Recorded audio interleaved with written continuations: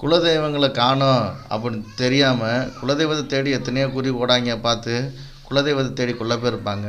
ஆனால் குலசாமின்றது தெரிஞ்சும் அந்த தெய்வத்தை வணங்காதவங்களும் பல பேர் இருப்பாங்க. ஒவ்வொருத்தவங்க வெளியூர் வெளி மாநிலங்கள் தூரதேசத்தில் வேலை வாய்ப்புன்னு சொல்லி அப்படியே போய் அங்கிட்டே செட்டில் ஆயிடுவாங்க.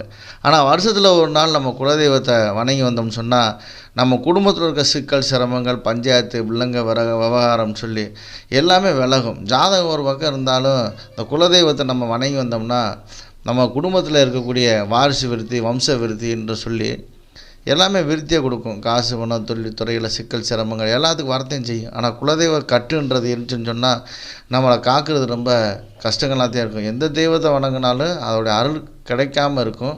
குலதெய்வத்தை வணங்கிட்டு அதுக்கப்புறம் எந்த தெய்வத்தை வணங்கினாலும் இந்த குலதெய்வத்துடைய அனுக்கிரகமும் இஷ்ட தெய்வத்தோட அனுக்கிரகமும் நம்ம கும்புற தெய்வத்தோடைய அனுக்கிரகமும் நம்மளுக்கு கண்டிப்பான முறையில் கிடைக்கும்.